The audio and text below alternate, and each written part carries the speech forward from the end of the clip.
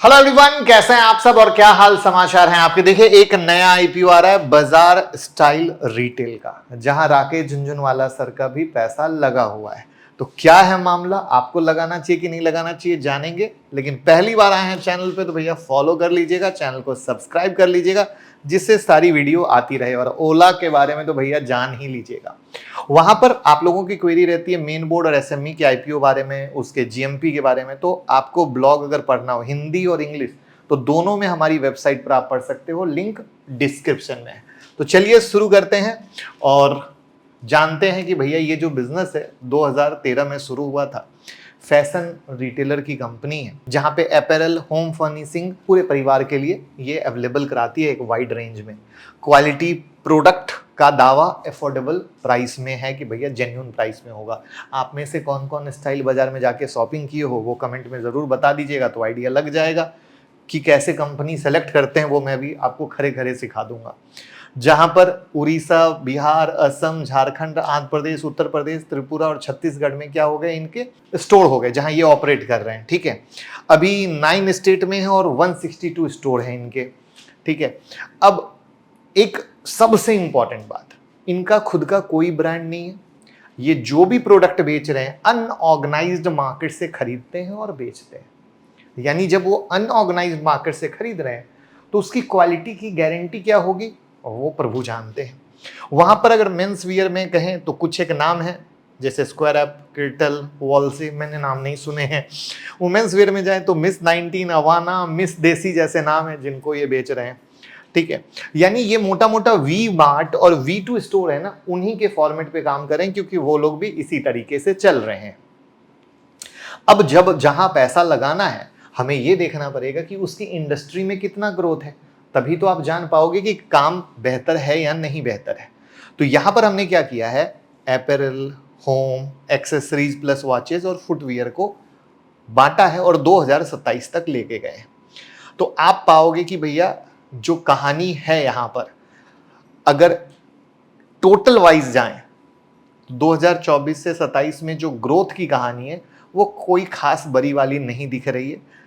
मोटा मोटा flat performance कह लो या फ्लैट ग्रोथ की कहानी कह लो, इतना ही है, थोड़ा ऊपर नीचे के तौर पे। तो यहाँ पे 370 से 389 का पर शेयर प्राइस बैंड है। एम्प्लॉय का डिस्काउंट 35 रुपए का जो यहाँ काम कर रहे हैं। 834 करोड़ का इनका इशू साइज है। 148 करोड़ का फ्रेश इशू और बाकी पूरा का पूरा ऑफर फॉर सेल है। 686 करोड़ का ऑफर फॉर सेल। इसका मतलब क्या हुआ, जो बिग इन्वेस्टर हैं वो अपना माल बेचकर निकल रहे हैं और आपको पता है अभी आज के डेट में यही चल रहा है।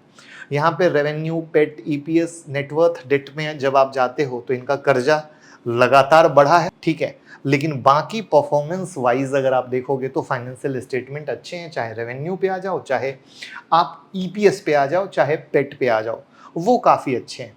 अब क्या ये अच्छे हैं, आईपीओ आ रहा है इसलिए ऐसा है, ये सोचने वाली बात होगी।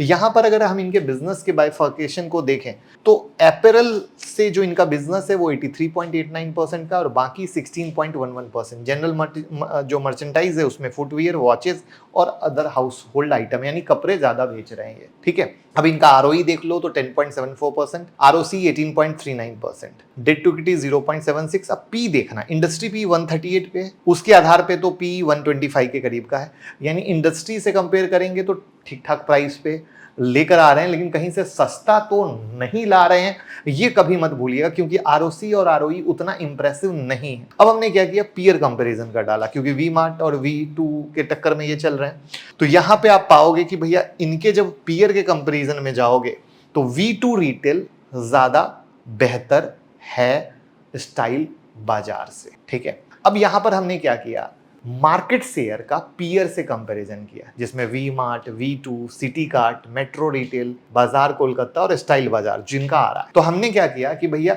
किस किस शहर में कितने कितने परसेंट का इनका मार्केट शेयर है वो डालने की कोशिश की। तो वहां पर आप पाओगे कि ये स्टाइल बाजार धीरे धीरे अपने आप को बढ़ा रहे हैं। ठीक है, लेकिन अपैरल का मार्केट हाईली अनऑर्गेनाइज्ड मार्केट है, यानी अनऑर्गेनाइज्ड अनब्रांडेड कपड़ों की सेल बहुत ही ज्यादा है, तो उसको प्रॉपर से कैच नहीं किया जा सकता है। वहीं पर ऑर्गेनाइज्ड मार्केट में आओगे तो Zudio, Peter England, Louis Philippe जैसे ब्रांड है जो मार्केट को रूल कर रहे हैं, और जूडियो जिसके कारण ट्रेंड तो बल्ले बल्ले है ही आपके सामने। तो यहां पर अब हमने क्या किया कि जो इनके दो पीयर हैं उनको देखा कि भैया लास्ट एक साल में क्या रिटर्न दिया है या 6 महीने में क्या रिटर्न दिया है। तो V2 रिटेल के को अब आप यहां से चेक करो। अभी मैंने तुरंत क्या बोला था, V2 रिटेल ज्यादा अच्छा है, right, as per the financial. और यहां पे देखो V2 रिटेल का लास्ट एक साल का रिटर्न 730% का और 6 महीने का रिटर्न 208% का, यानी वी मार्ट से डेफिनेटली बहुत अच्छे तरीके से है। तो ये एक अगेन इसी में अपने आप लर्निंग आ जाती केस स्टडी के तौर पे, कंपनी कौन अच्छी है और कैसे है। वीडियो को लाइक तो कर दीजिए अच्छा लगा हो तो। अब यहाँ पर देखिए राकेश झुनझुनवाला सर की जो होल्डिंग थी मैम, रेखा मैम की, 50% स्टेक सेल कर रहे हैं। यहाँ पर एक मज़ेदार चीज़ बताता हूँ कि झुनझुनवाला एंड जो अफिलिएट्स हैं 2018 में इसमें होल्डिंग ली थी और 66 रुपए के पास में ली थी, 18 करोड़ का इन्वेस्टमेंट था। तो ये हमने RHP से निकाला है। तो अब सोच लो कि 66 रुपए का माल कितने रुपए में बिक रहा है, कितने रुपए का था ये, 389 का। तो इसको बोलते हैं मल्टीपल टाइम ग्रोथ, चीजों को समझते हुए, राइट। अब क्या होने वाला है पैसे का, तो जैसा कि मोस्टली तो OFS है, तो जो इन्वेस्टर अपना पहले इन्वेस्ट किए थे वो बेच बाच के निकलेंगे, थोड़ा होल्ड करेंगे, बाकी जो पैसा आएगा उसमें आउटस्टैंडिंग जो कर्ज है थोड़ा उसको चुकाया जाएगा और जनरल कॉर्पोरेट पर्पस का रहेगा, ठीक है। अब यहाँ पे क्या हो रहा है, अच्छा क्या है और बुरा क्या है। तो अपैरल इंडस्ट्री क्या हो रहा है, ग्रो कर रही है बहुत तेजी से पिछले कुछ सालों में। तो आपने स्टॉक के प्राइस भी देखे बहुत तेजी से बढ़े हैं। तो यहाँ पर क्या है, कंपनी को A रेटिंग मिली हुई है क्राइसिल से। तो ये अगर रेटिंग एजेंसी से A रेटिंग मिले तो डेफिनेटली अच्छी बात है ना। यहाँ पर ये कुछ स्टेट को कवर कर रहे हैं, बट मार्केट शेयर जो देखा वो आपने देखा कि वी मार्ट से ज़्यादा अच्छा है, जो मैंने स्टेट वाइज आपको दिखाया था। तो इसका मतलब क्या है कि ब्रांड वैल्यू है और ये अपने आप को धीरे धीरे एक्सपेंड करने की कोशिश में लगे। रेवेन्यू प्रॉफिट दोनों दिखाया था, वो ग्रोथ कर रहा है, ठीक है। कर्ज को घटाएंगे तो बाकी कंपनी ग्रो कर सकती है। अब निगेटिव क्या है, अपैरल इंडस्ट्री अनऑर्गेनाइज्ड है।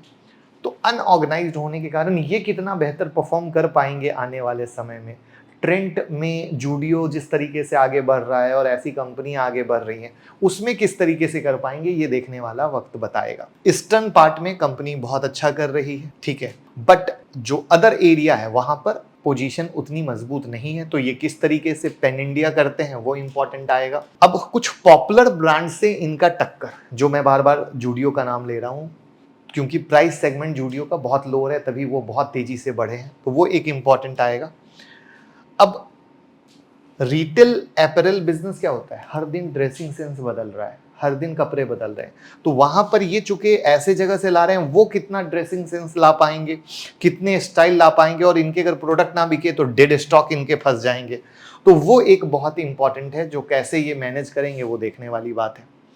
अब OFS का पैसा क्या होगा, बिजनेस में तो जाएगा नहीं, तो भैया ये कंपनी के लिए कहीं से पॉजिटिव है नहीं, वो तो पॉकेट में जाएगा जो लोग पहले से इन्वेस्टर थे, ठीक है। अब इनके कुछ स्टोर हैं जिनको अप्रूवल नहीं मिला है स्टोर को ऑपरेट करने का, ठीक है। तो अगर स्टोर को ऑपरेट करने का अप्रूवल नहीं मिला है बट खर्चे तो लग गए हैं, तो वो एक निगेटिव इम्पैक्ट डालता है कंपनी के ऊपर। कंपनी का डेट बहुत तेजी से बढ़ा है, जो हमने वहां पर दिखाया था, ठीक है। और कंपनी का वैल्यूएशन, जो मैंने बोला कि इनका ROC और ROE वगैरह जब देख रहे हैं, और जो वैल्यूएशन है भैया वो कहीं से अप टू द मार्क नहीं है।